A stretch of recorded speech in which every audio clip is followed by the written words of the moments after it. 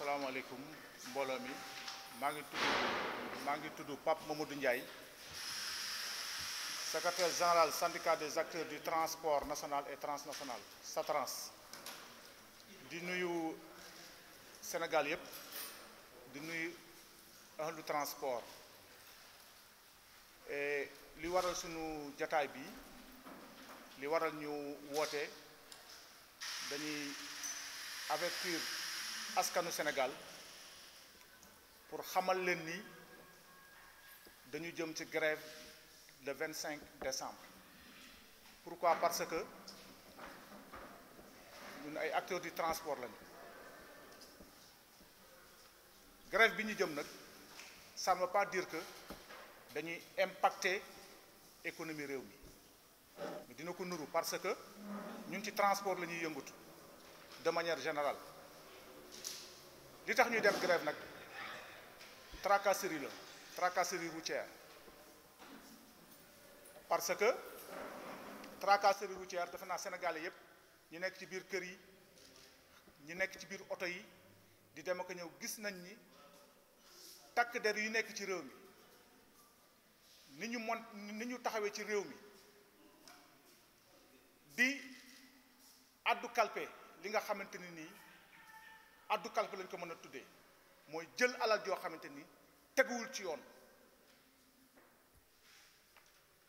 Sénégal gépp xam ko mu nekk loo xamante ni ñu bëri xam nañ ko ci réew mi mu nekk nag ci suñu secteur ñun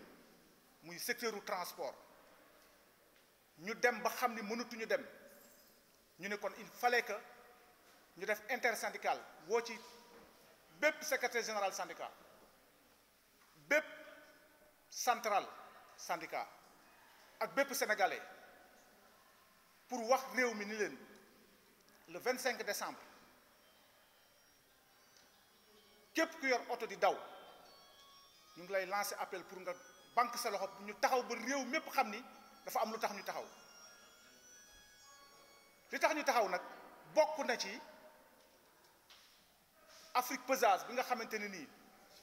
mi ngi fii ci réew mi nga xamante ni tey boo yoree sa oto ñu ni la 35 tonnes nga war a charger nga ñëw charger 35 tonnes ñun la effectivement c'est exact à l'époque daaw ñu fay dara boo ëppalul léegi bi ñu waxee ni boo ëppalee da ngay fay ñun dem nañu ba organiser wu ba nga xam ne dootuñu ëppal ñu gis ni ñàkk ëppal boobu arrangé wu leen ñu ne kon léegi ku ëppal ak ku ëppalul di nga fay 2000 francs yéen ñi nekk ci Sénégal xam ngeen li fiy tourné ci ay camion muy sable bi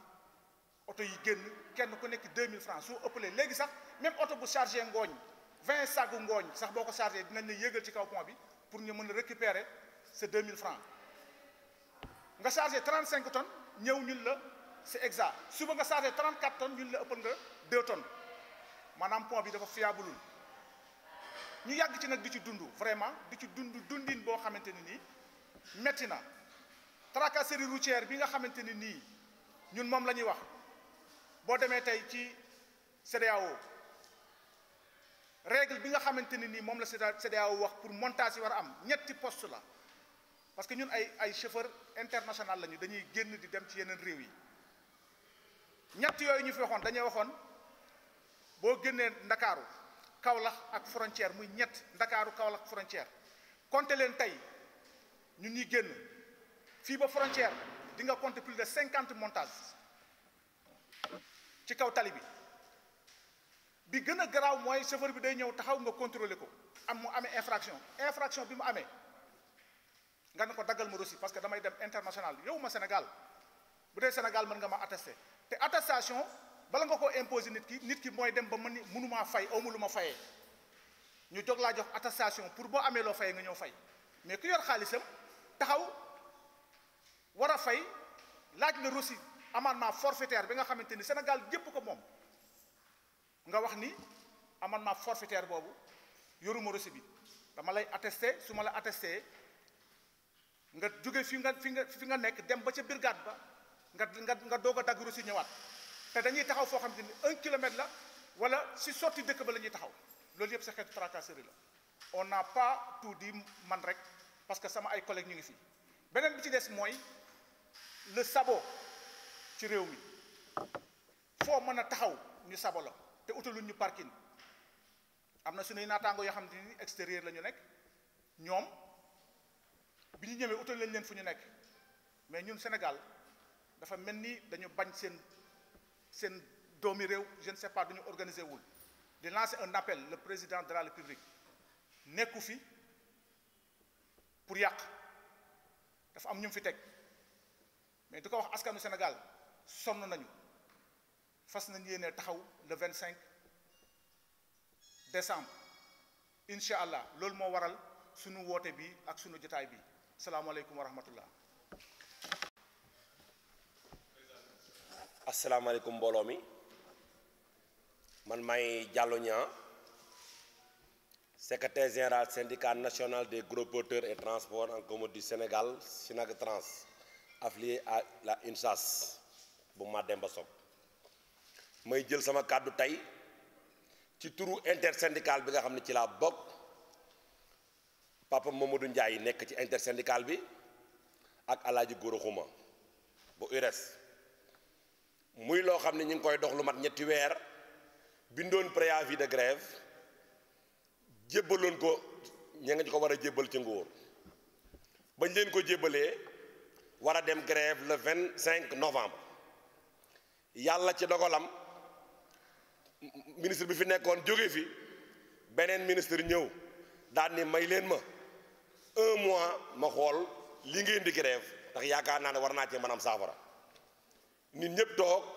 ni ko déet léegi loolu nan lay demee mu daal di bind këyit ni maa ko ñaan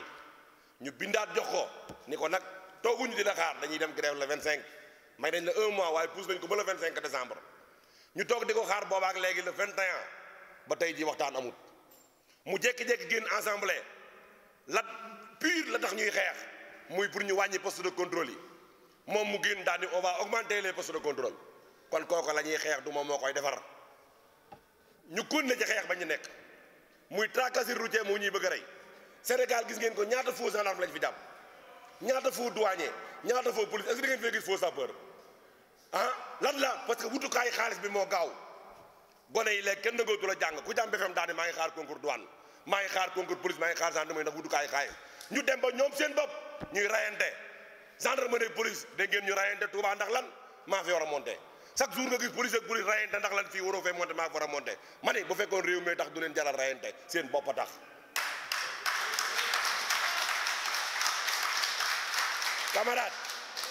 camarade dañoo bëgg a xam ndax ñun ci réew mi lañ bokk wala déet président Sall xam na lépp bi muy laaj réew mi moom moo taxawoon ni chauffeur yaa ngi bëgg a dee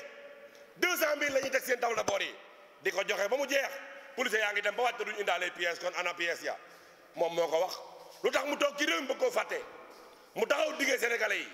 ni leen dinaa créer 1 million emploi ñu ne waa fan la ko jëlee 1 million emploi yooyu fan la leen def déedéet muy recruter gendarmerie rek di recruter douane di récupérer police mel ni yooyu rek moo fi nekk ci ay poste amuñu luñ leen liggéeyloo ñëpp dem tali bi ku nekk yor sa moto foo gis nga ni ko jox ma léegi nag dañoo dem ba amatuñu infraction bu ñu gis dañaa la jox ma 1000 jox ma la ñuy wax jox ma léegi loolu moo am jox ma boo ko joxewul rey nga nit boo ko joxewul da ngaa def lu ñuy tere waaye boo ko joxee dagan na boo ko joxewul araam na nga gis lu mel ni frigo jën ñi ngi wax ñi suñu xale yi dem ci mbeex mi di dem Barça wala Barsaq safoor si bokk nañ ci léegi ndax gisatuñ ci lu ñuy def seen dara ci ndawal mi ñuy ndawal ñu ngi leen di noot am nañ ci benn camarade à Thiès dafa wax li ko naqari ci vidéo ni gendarme yi ñoo ko koy def te loolu mu wax noonu boo génnee micro trottoir safoor sépp a koy dund moom dong da ko wax waaye safoor sépp a koy dund ñëpp ñu daal di koy woo convoqué ko Thiès mu ñëw ñu yóbbu ko gendarmerie samedi entendre ko dimanche lundi ñu yóbbu ko tribunal ñu delloowaat ko gendarmerie ni enquête dafa des lan la gendarmerie yi def jékki-jékki ñu gis benn vidéo mu sofóor bi waxoon loolu weddiwaat la mu waxoon ne maa waxoon waxatuma ko la ma waxoon amul fan lañ ko def loo bu fekkee gendarmerie dañoo sàggan ba keneen dugg fa filmer ko génne ko kon ki ko filmer ku dul gendarmerie kon kooku mën na koo rey ndax ci loxol gendarmerie la ne kon bu ñu ko filmer génne ko gendarmerie moo ko def kon bu ñu ko filmé toog def ko mu dañu ay loxo amul téléphone yorul dara ñu mën koo filmé génne ko bu fekkee gendarmerie génne ko keneen ko génne kon gendarmerie am part de responsabilité gendarmerie bu fekkee ni dañoo toog syndicat yi di wax ñu ni syndicat yi dañoo rëy làmmiñ li ñuy wax seen général génn daan ni syndicat yi wax nañ dëgg gendarmerie yi dañoo am ay caisse fictif kilifaam ñëw dëggal ko kon gàccee ngalaama chauffeur yi doon coow ak syndicat yi doon coow la ñu wax am na Sénégal ñu taxaw di décorer benn policier muy amul yaakaar ñu ni menn moom dong moo fi du lekk mbuxum ci 3000 policiers loolu gàcce la c'est honte gàcce la frigo jën boo sarse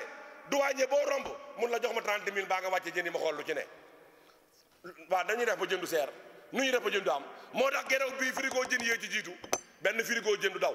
oto yëpp ay taxaw le 25 dañuy taxaw pont bascule nag liñ ci waxaat nañ ko ci mooy lan ni ñuy peesee moo ñu doyatul mooy yéeg par benn tànk dañoo bëgg nañu ko def pont boo xam ne na oto yëpp yéeg ci kaw taxaw tiré frein bu boobaa ko ëppal nañ la fay loo 100 000 sabo yi ñuy wax nag liñ ciy wax nañ ko ci fa lañ mën a yem le 25 décembre ñëpp danañ taxaw jàmmarloo wan ndax ñun Sénégalais lañ ndax ci réew mi lañ bokk wala bokkuñ ci wasalaam jërë ngeen jëf. di gërëm bu baax acteurs routiers yi jiital ci gërëm gi tey jii suñu kilifa ñun ñëpp mu njugo wax dama fi toogal tey moo di gërëm di wax ne dina jafe ma teg dara ci ñiy jiitu liñ wax mais damaa bëgg a xamal nit ñi rek ne addu kalpe bi dañ cee doyal sëkk police ak gendarmerie nañu yore ay reçu ci bu ñu monte jotee ñu monte ak reçu boo amee infraction dafa war am tarif te am na tarif infraction boo def ba buñ la accusé buñ la mënee baal baal la bu la mënul baal daggal reçu fa nga taxaw ñu dem nga dem te reçu boobu daa war a 24 heures waa Abdou Diouf ko séddee woon loolu ñu ba kaa dindi Afrique Posage nekk wuñ fi lenn lu sàcc c'est des voleurs Afrique Posage c'est des voleurs Afrique Posage c'est des voleurs les maires tey jii ñu ngi jël ay équipe jox leen ay sabo fu ñu fekk camion ak loo sori sori tali bi ñu sabo la di la fay loo 30 000 francs te bu jëkkoon ba léegi maa ngi ñëw ci Abdou Diouf bi muy créé lii sabo yi da ne woon classe ak góoru xuma gi nga xam ne dañuy taxaw ci tali bi ñu leen neexee di fa bàyyi seen i oto ñuy créé accident ak embouteillage nañ leen sabo ñu fay lu cher loolu la woon mais léegi lan la ñuy wax acte 3 décentralisation da ngay fay taxe annuelle fu la neex taxawal da ngay taxe fay taxe mensuelle fu la neex taxawal da ngay taxe fay taxe journalière fu la neex taxawal boo ko fayut même boo taxal sa buntu kër ñu fekk la fa sabo la kon xaalis lañu wut ñu ciy interpellé waat encore ki ñu yilif ñun ñëpp muy président Macky Sall say doom ñoo sonn te la ñuy réclamer am ñan ca droit du ñu ay saboteur ay demandeur lañu bu ko neexoon tey président Macky Sall 20 heures Sénégal yëpp dugg seen kër kon li fi am mooma bu ko jéemee réglé dina réglé wu mais daa mel ni réglé wu ko jéemu ko te bu ko jéemul ministre bi du ko jéem ñun nag ay syndicalistes la ñu dugg ci kër syndicaliste di wax waxu syndicaliste ku ñu may jàmm yàlla nga am jàmm ku ñu mayul jàmm yàlla bu am jàmm